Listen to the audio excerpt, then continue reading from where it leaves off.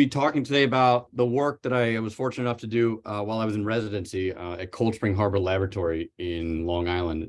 It's affiliated with Hofstra and Northwell, and I hope to be continuing this work in some way, shape, or form in my career.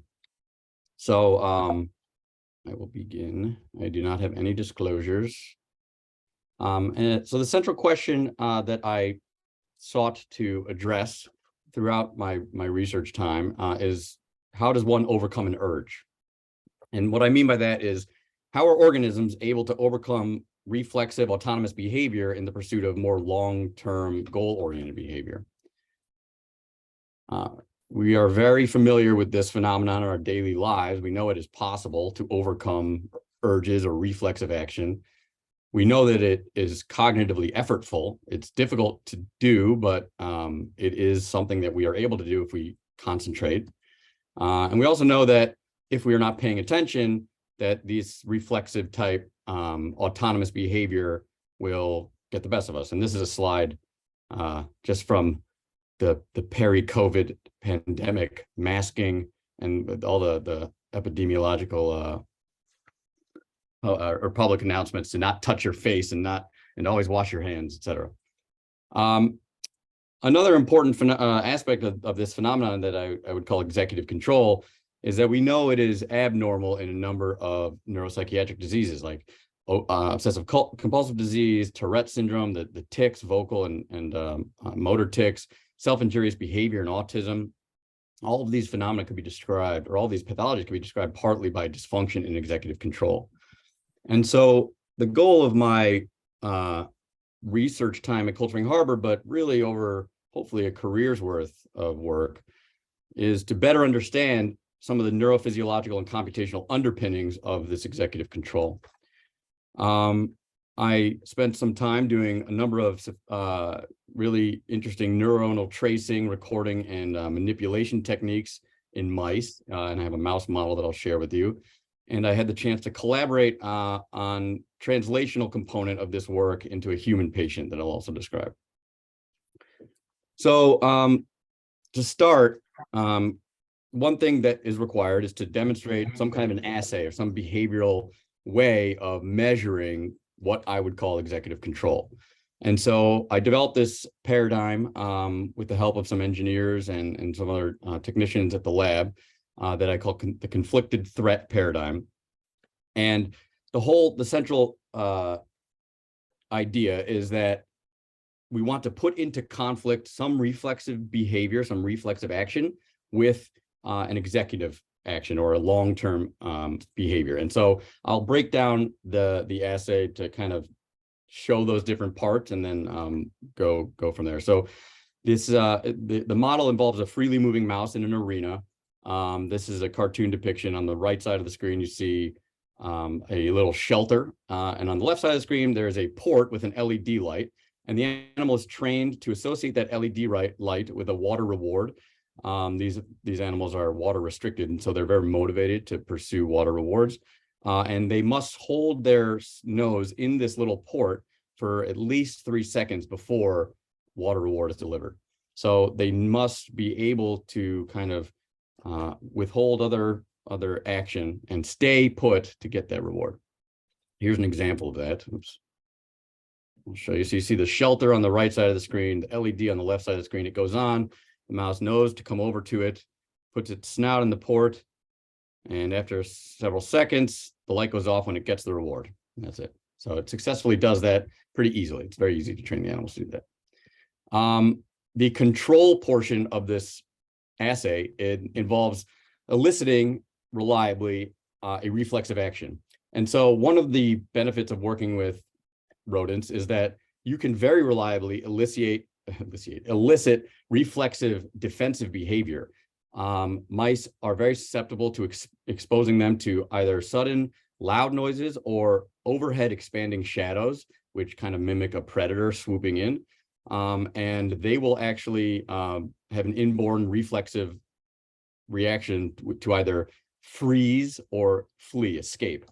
And so this paradigm, they're running around the arena, and 5% of the trials in a given session, once they cross a certain threshold that's arbitrarily defined in the arena, we expose them to a threatening stimulus.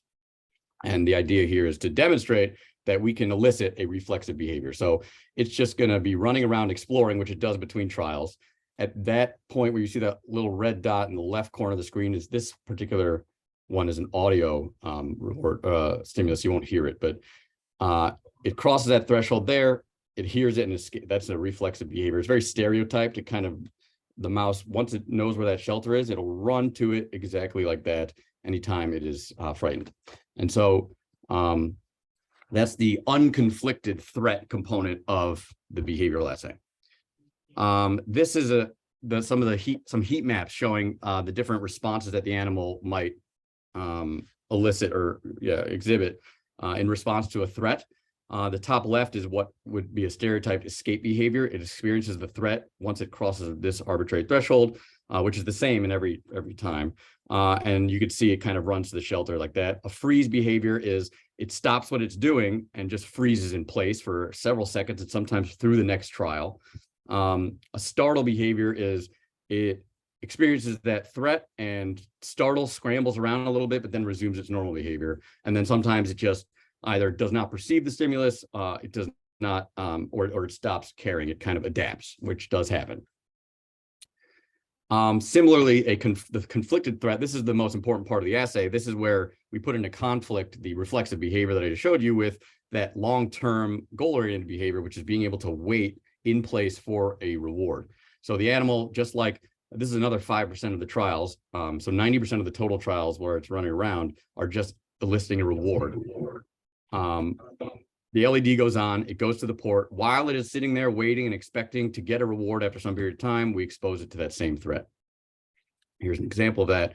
And you'll see a little dot in the left-hand corner of the screen, which is when that stimulus is turned on. Oops. So you can see the LED goes on, it runs to the thing. It's in the port waiting for the reward. The stimulus is triggered and it bails on that reward and runs to the shelter. And similarly, what we would see in this circumstance, an escape reaction like we just saw, is it either aborts waiting for the reward and runs to the shelter. It can freeze in place, which is it just stops what it's doing. And often it's preceded by a noticeable startle. All these responses are preceded by a startle when it first experiences that threat, and then it pursues or proceeds to freeze. A more pronounced startle is when it kind of scrambles around and then resumes normal behavior, and then sometimes it ignores it.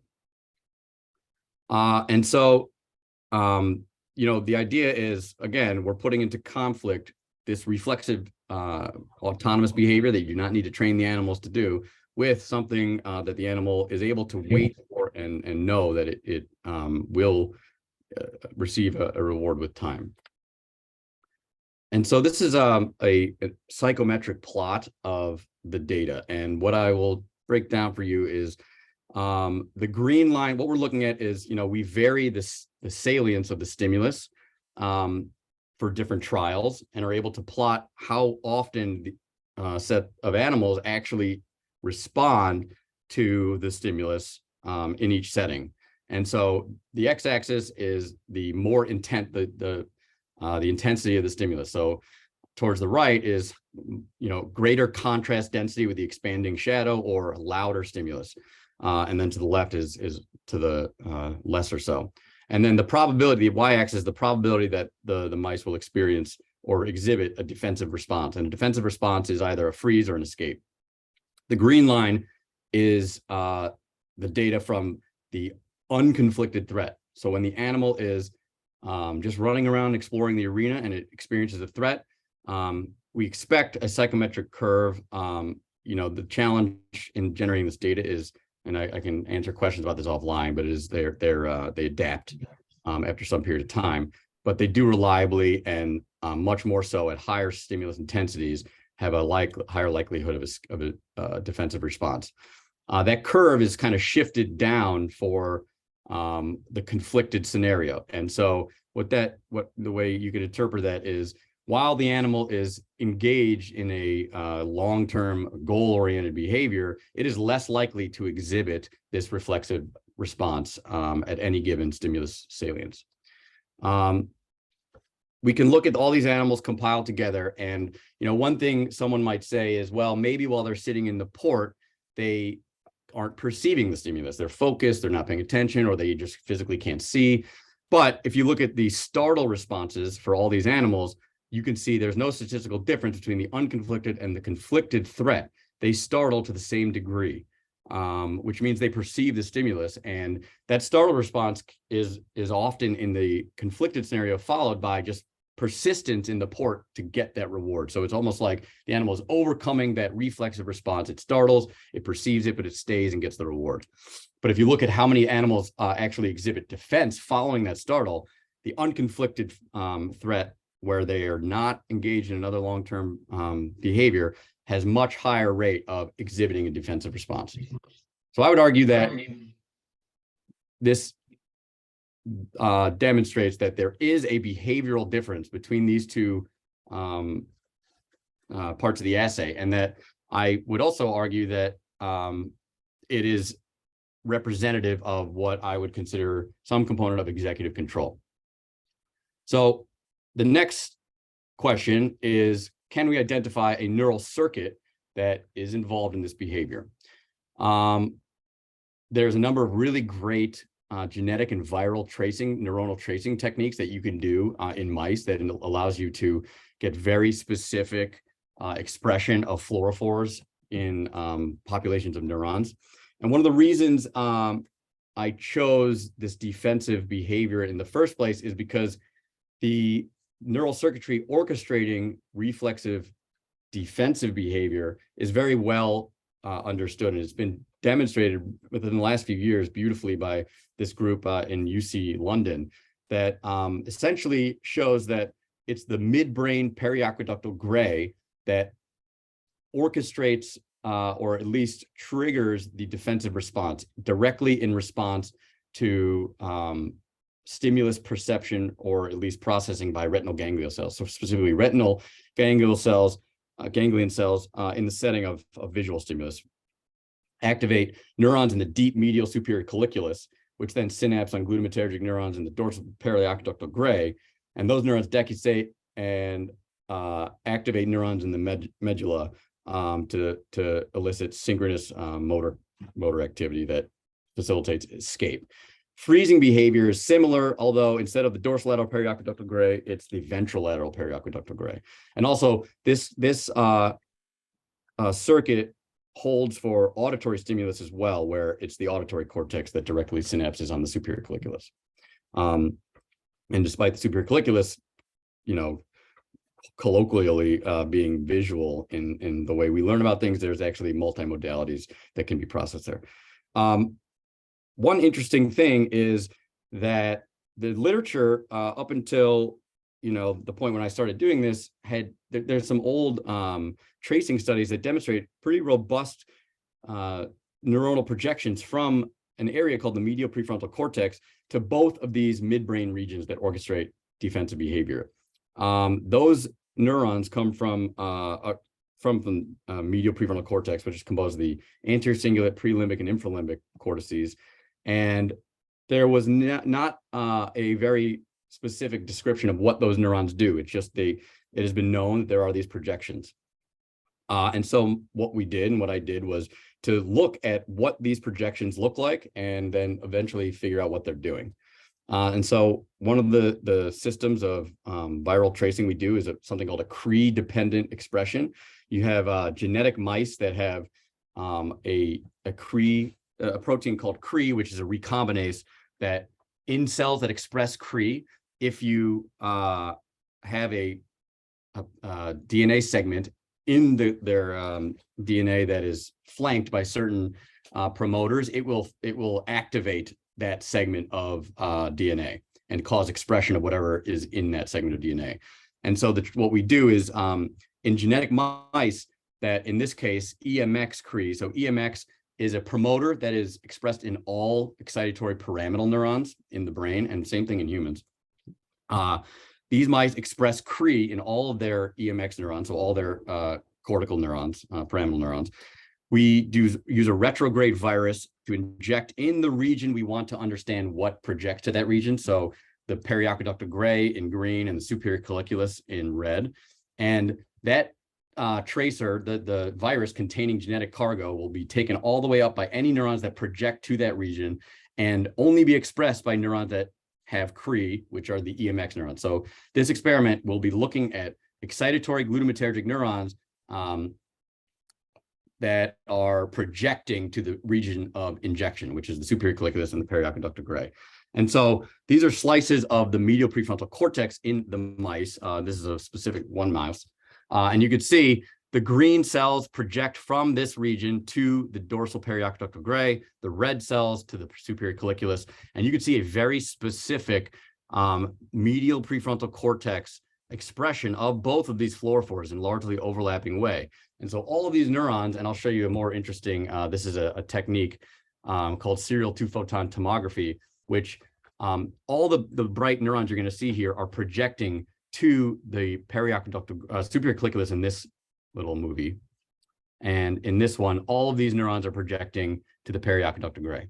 And so what I'm just showing you here is a very specific population of neurons in the medial prefrontal cortex that project to midbrain centers that orchestrate defensive behavior. So that is particularly relevant for what I'm talking about and interested in, because we know that those midbrain centers orchestrate a reflexive response. And then the other thing is, we know that the medial prefrontal cortex, just from fMRI studies and EFIS studies and recordings in mice and non-human primates, suggests that the medial prefrontal cortex is involved in some way in, quote, executive control. At this point in the project, I was trying to understand, that expression of those EMX neurons, wanted to see, what is the nature of those expression or of those neurons? What are they, excitatory or inhibitory? I mentioned that EMX is a population of pyramidal glutamatergic cells. However, the initial experiment was using a promoter called NOS, nitric oxide synthase, which typically is actually a GABAergic long-range projection neuron. And up front, the thought was, colloquially, we think of executive control as this kind of top-down brake system where phylogenetically older behaviors are inhibited by our more the neocortex. And so it made sense for inhibitory projections to project from medial prefrontal cortex to those midbrain centers. However, those EMX neurons are the same as the NOS expression, which suggests they're excitatory. And then another set of experiments specifically looking at neurons that are GABAergic in nature only and definitively inhibitory. Same experiment looking for neurons that project to the regions where I inject. All of those things were negative. And so all this is to say that those neurons in the medial prefrontal cortex that project to the midbrain escape centers are excitatory. That is a little counterintuitive and was not what we expected to find, but that wasn't the case. Those are the facts. Next step was then to record from these neurons. What are they doing during this behavioral assay? What are they doing when the animal experiences a threat? And what are they doing when the animal experiences a threatening stimulus while it is engaged in an executive control requiring task? So again, mice afford us the ability to do these incredible, sophisticated recordings in population-specific neurons. Instead of injecting a fluorophore, the exact same experiment here, except I'm injecting something called GCAMP, which is a calcium indicator that essentially is once GCAMP is expressed by whatever neuron expresses it, it fluoresces once calcium influxes into the cell. And so this is a proxy for action potential. So neurons that are active have high calcium influx and therefore high fluorescence from GCAMP. And if you can actually capture that calcium signaling, the fluorescence, in awake behaving animals. And so instead of slicing the brain and looking at the expression of fluorescence, we actually implant an optic fiber and record fluorescence during these activities. And so same thing, this is the EMX mice. So we're injecting either in superior colliculus or in the periaqueductal gray and recording from those medial prefrontal cortex neurons that project to those regions specifically. The top panel is the unconflicted threat, and this is just what it looks like with their little cable in their head.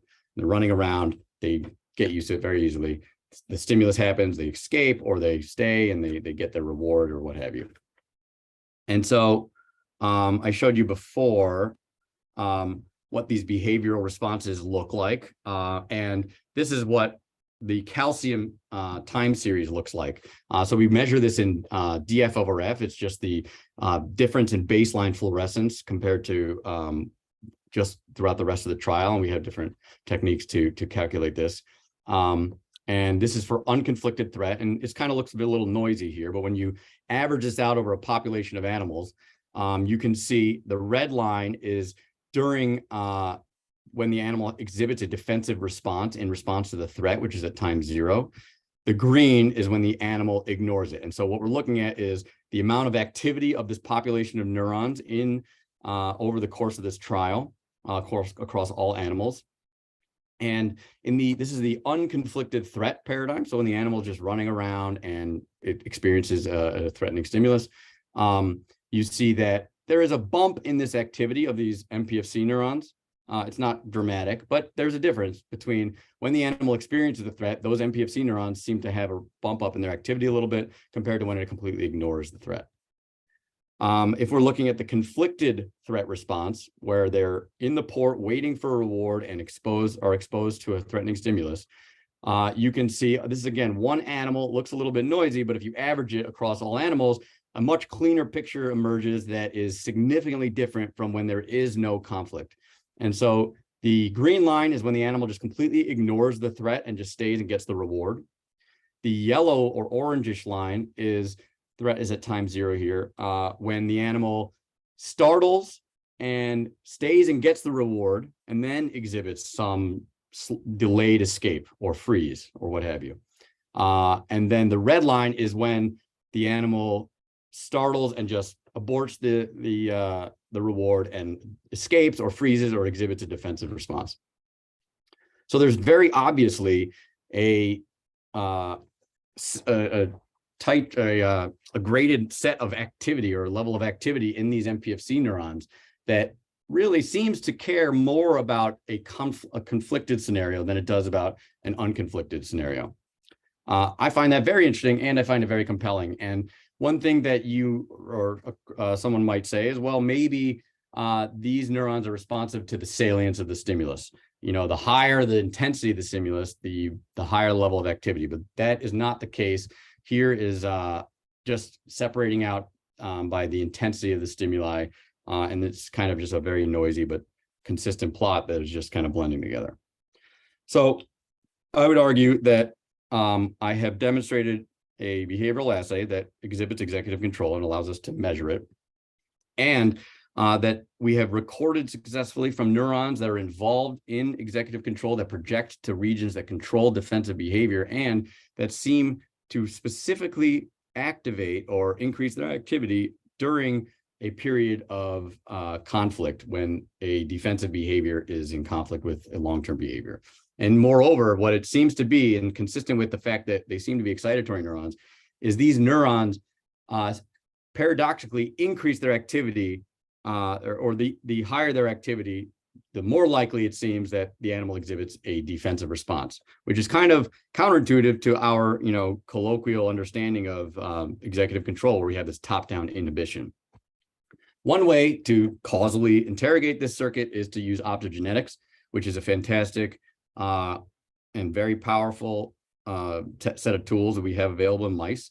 Same set of experiments that I described before, where you inject a viral cargo containing specific DNA that instead of expressing GCAMP or a fluorophore, we express a light-sensitive ion channel.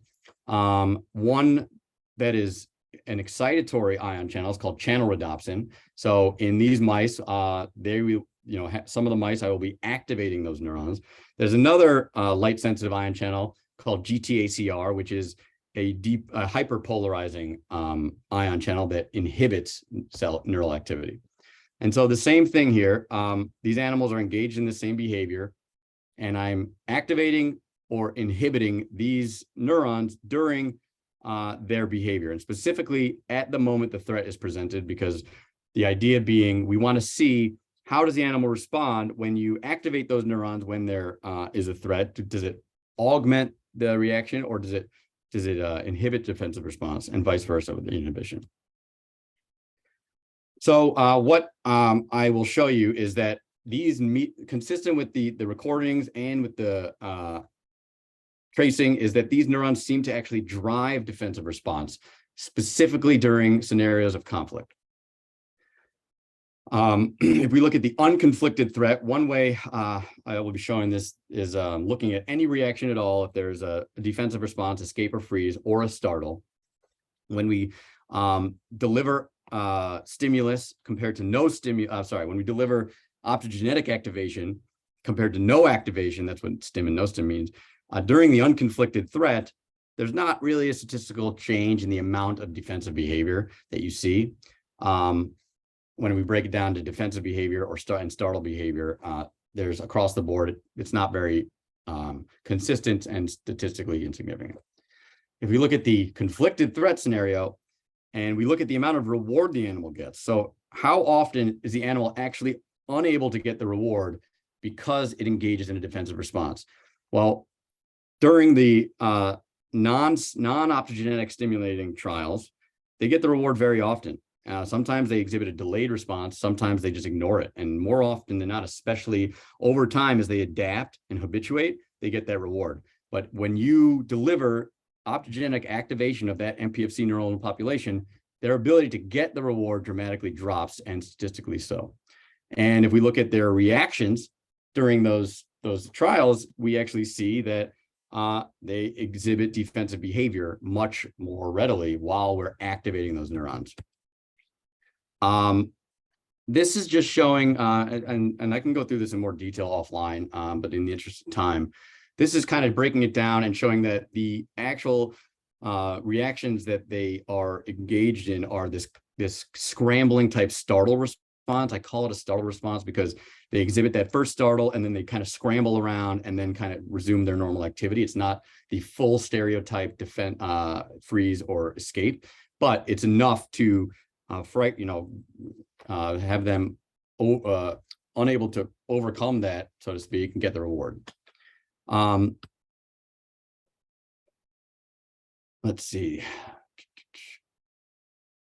This is inhibition, sorry.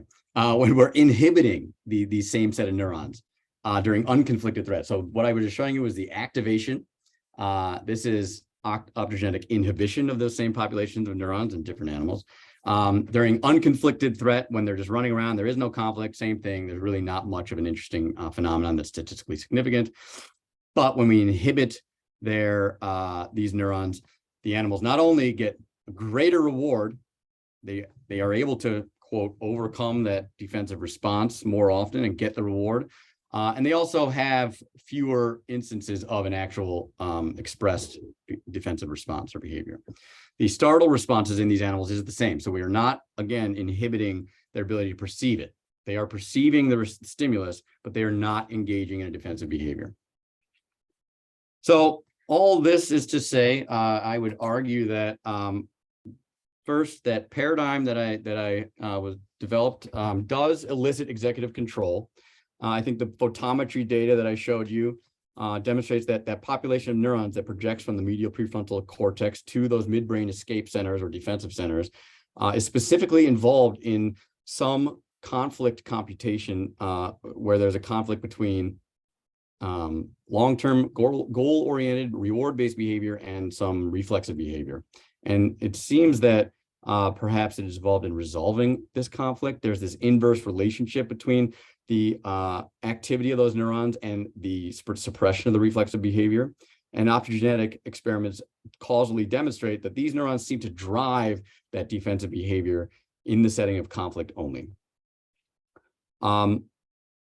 So the circuitry so far that I think we've been able to causally demonstrate is that these neurons project to the midbrain defensive centers, they are excitatory, and they are specifically involved in executive control. So how does all of this relate to humans?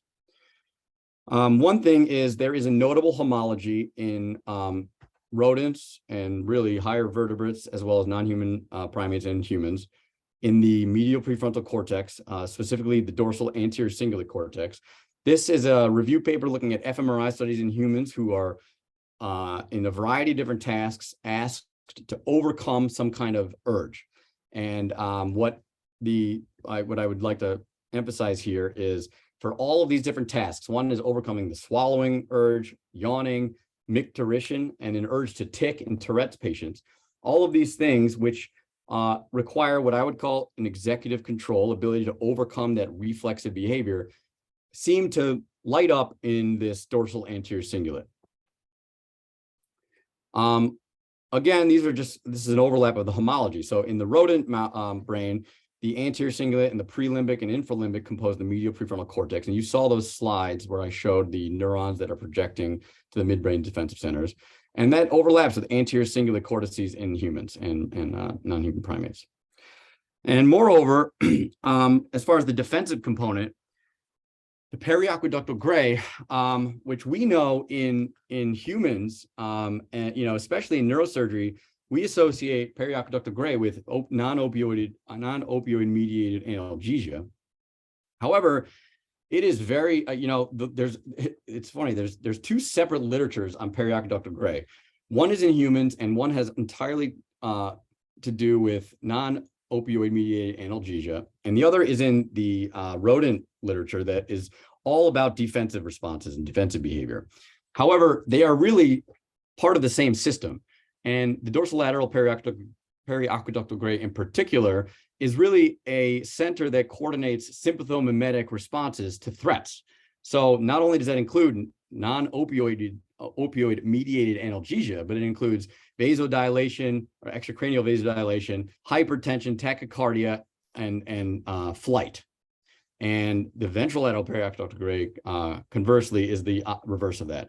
And so, given the fact that we in neurosurgery are commonly, at least we have the option in certain circumstances to treat non-opioid mediated analgesia, to treat neuropathic pain with stimulation of the periaqueductal gray or similar regions. I was able to collaborate with Casey Halpern, who at the time was at Stanford and now he's at Penn.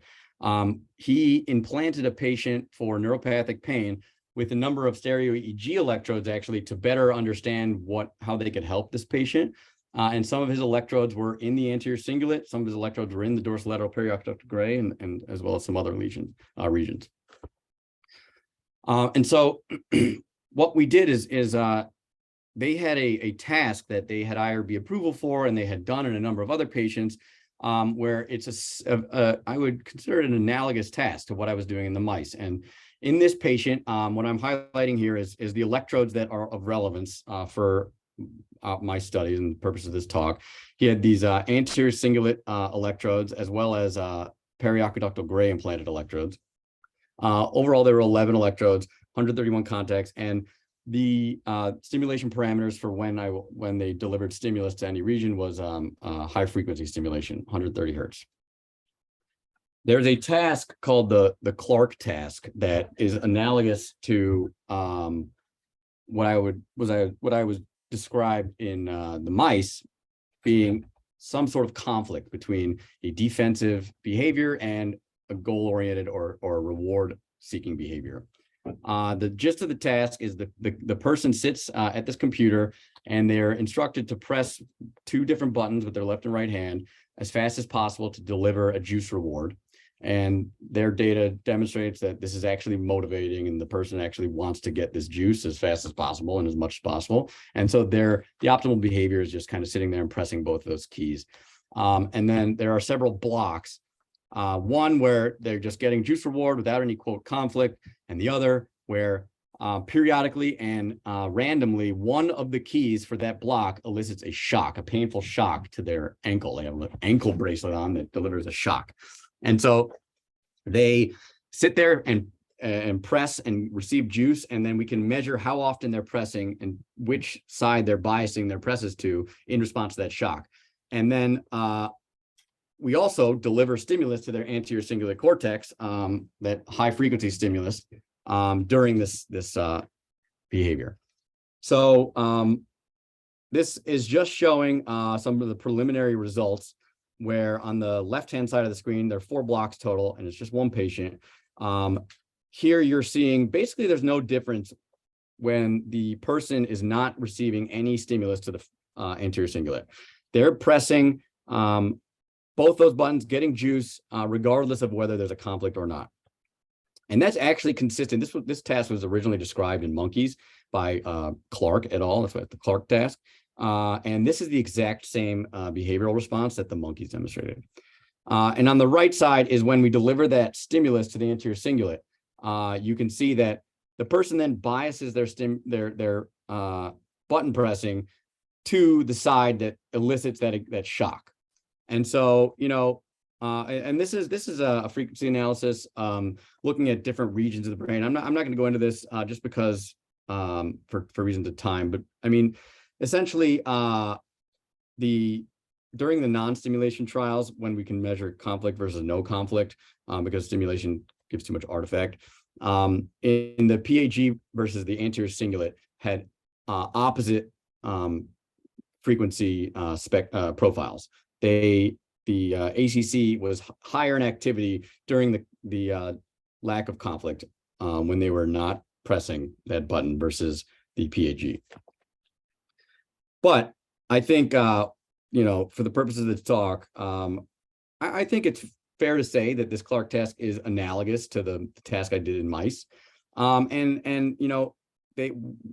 stimulating the anterior cingulate with high frequency stimulation, which the literature often suggests, and Dr. Coe and Dr. Grannon, I would, love to hear your thoughts, and Dr. Ogerman, high frequency stimulation is often considered to be inhibitory, although we have not definitively demonstrated that.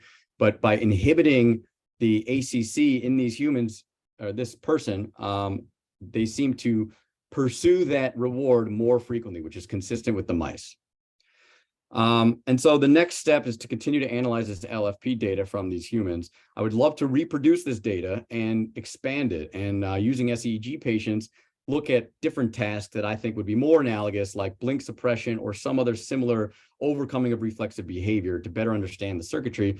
And then, I think I'm at the tip of the iceberg here with the actual circuitry itself, because yes, there's an arc from the medial prefrontal cortex to these midbrain centers, but we have since done some further work looking at the zona incerta and the reunions thalamus, which actually complete a more of a loop, and it's much more interesting and elaborate than what I've shown you. But I am pretty confident that this is a reliable and interesting circuit, and would be very useful in better understanding executive control. So I would be happy to answer any questions. I thank you guys for your time. I'd like to thank the people in the lab that I spent 2 years in, Adam Kepich, Northwell Neurosurgery, Dan Shuba and Mike Shoulder and Roger Ryan. Seattle Children's have been very supportive in me here and in my pursuit of my career, and then Casey Halpern's lab as well. So